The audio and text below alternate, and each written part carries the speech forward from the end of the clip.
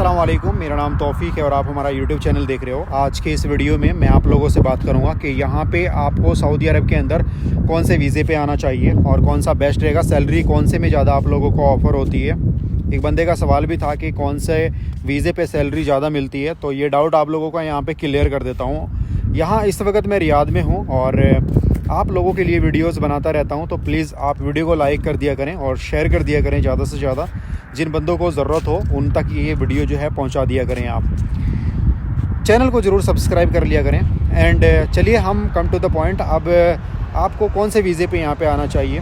देखिए, वर्क वीज़े पे यहाँ पे बंदे आते हैं तो किसी रिक्रूटमेंट एजेंसी के थ्रू आते हैं या फिर किसी एजेंट के थ्रू यहाँ पे आ जाते हैं जॉब के लिए। सैलरी उसमें कम ऑफ़र होती है क्योंकि रीज़न है उसके पीछे ये, यहाँ की जो कंपनीज़ होती है वो यहाँ की रिक्रूटमेंट एजेंसी को टेंडर दे देती हैं कि सर हमें जो है 50 बंदे चाहिए या 100 बंदे चाहिए, लेबर, हेल्पर, ड्राइवर, या फिर कोई ऐसी कंपनी है जो कि जैसे आईटी की होगी, प्रोफेशनल्स को हायर कर रही होगी, या फिर यहाँ पे मेडिकल की होगी, तो वो रिक्रूटमेंट एजेंसी को बोल देते हैं कि सर हमें ये 5 बंदे चाहिए या 50 बंदे चाहिए।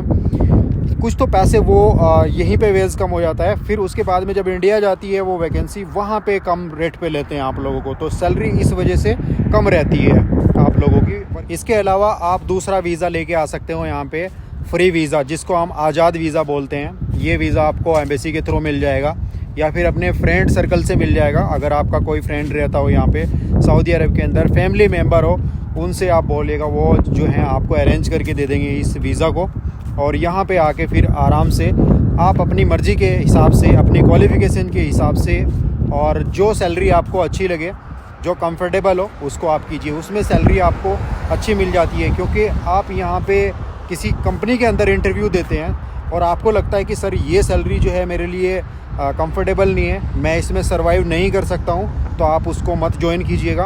किसी दूसरी कंपनी में इंटरव्यू दीजिए, वहाँ पे ज्वाइन करेंगे, सैलरी अच्छी मिल जाती है तो ज्वाइन कीजिए, नहीं तो तीसरा ऑप्शन है आपके पास में। इसी तरीके से जौन सी भी कंपनी आपको अच्छी लगेगी, सैलरी कंफर्टेबल है, वहाँ पे ज्वाइन कीजिएगा। ये बेनिफिट आपको इसके अंदर मिलता है।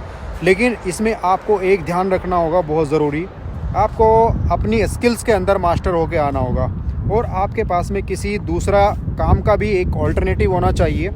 फॉर एन एग्ज़ाम्पल, आप एक ड्राइवर हैं, एग्ज़ाम्पल के तौर पे आप लोगों को बता रहा हूँ, एक ट्रेलर ड्राइवर हैं आप। यहाँ पे आपको ट्रेलर चलाना आता है, लेकिन आपको उसके साथ साथ में अगर ट्रेलर की जॉब नहीं मिल पाती है तो उसमें आप जो कार होती है उसको चला सकते हैं या फोर्कलिफ्ट होती है उसको चला सकते हैं। ये ऑल्टरनेटिव होते हैं। तो ये 2-3 काम आपको आने चाहिए। तो ये तो हुई यहाँ पे ब्लू कलर्स की जितनी भी जॉब्स है। स्किल्ड पर्सन जो हैं, जैसे कारपेंटर हो गया, फर्नीचर्स वाला हो गया, बंदे जितने भी हैं, और स्प्रे पेंटर हो गया, और इसके अलावा operator, CNC operator, forklift operator, drivers, तो ये उन लोगों के लिए है।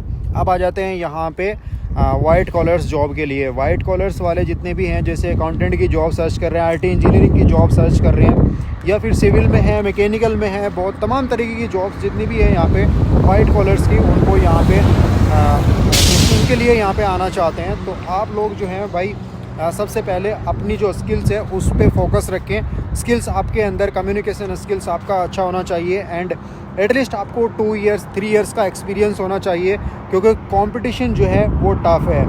आप देख पा रहे होंगे हर जगह पे कंपटीशन टफ़ है, तो आप यहाँ पे आपको अच्छी खासी सैलरी फिर ऑफ़र हो जाएगी अगर आपके अंदर स्किल्स बढ़िया है। लेकिन मैं आप लोगों को भी सजेस्ट करना चाहूँगा कि आपके अंदर भी आपके प्रोफेशन के हिसाब से अगर जॉब नहीं मिल पाती है तो आपके पास में भी एक ऑल्टरनेटिव होना चाहिए। फॉर एन एग्ज़ाम्पल, आप एक आईटी इंजीनियर हैं और उसमें आपको सेल्स फोर्स डेवलपर का काम आता है।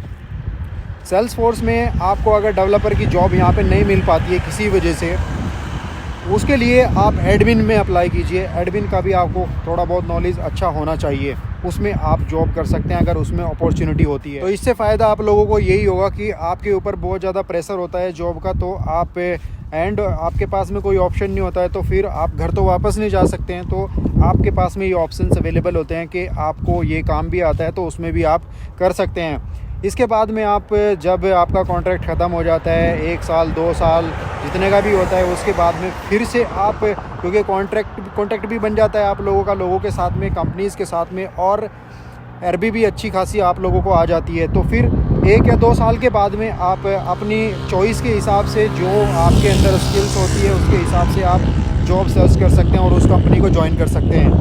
सैलरी का डिफरेंस बता देता हूँ आप लोगों को। फॉर एग्जांपल आप बाइक राइडर हैं, बाइक राइडर आप हायर हुए हैं, रिक्रूटमेंट एजेंसी ने आपको हायर किया इंडिया के अंदर 1200 प्लस 200 1400 रियाल पर मंथ के हिसाब से। आजकल यही चल रहा है लोगों का।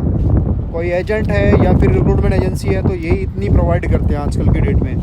लेकिन यहाँ पे अपना वीज़ा लेके आप लोग आ जाते हो तो आप लोगों को जो सैलरी अपने हिसाब से, क्योंकि यहाँ पे तो अपने हिसाब से आप जॉब सर्च करते हो, तो यहाँ पे आप लोगों को करीब 1800-1900 रियाल 2000 रियाल तक पर मंथ के हिसाब से सैलरी मिल जाती है। यानी कि 500-600 रियाल का डिफरेंस आ जाता है एज एन एवरेज। चलिए थोड़ा सा और आगे बढ़ते हैं।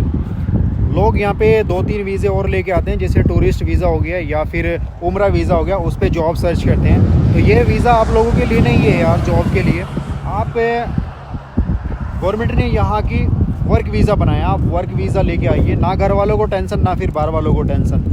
तो आप ऐसा काम मत कीजिए, आप वर्क वीज़ा लेके आइए, चाहे वो रिक्रूटमेंट एजेंसी के थ्रू लेके आइए आप, या फिर आप अपने फ्रेंड से या कंपनी से आप लेके आते हैं। तो वर्क वीज़ा होना चाहिए, बस उस पर आप यहाँ पे काम कीजिए अगर जॉब के लिए आ रहे हो। खैर, अगर आपको वीडियो अच्छा लगा तो वीडियो को लाइक कीजिएगा, शेयर कीजिएगा अपने दोस्तों के साथ में ज़्यादा से ज़्यादा। अगर आपके दिमाग में कोई क्वेश्चन है तो प्लीज़ कमेंट बॉक्स में ज़रूर पूछिएगा। मुझे दुआओं में याद रखिएगा।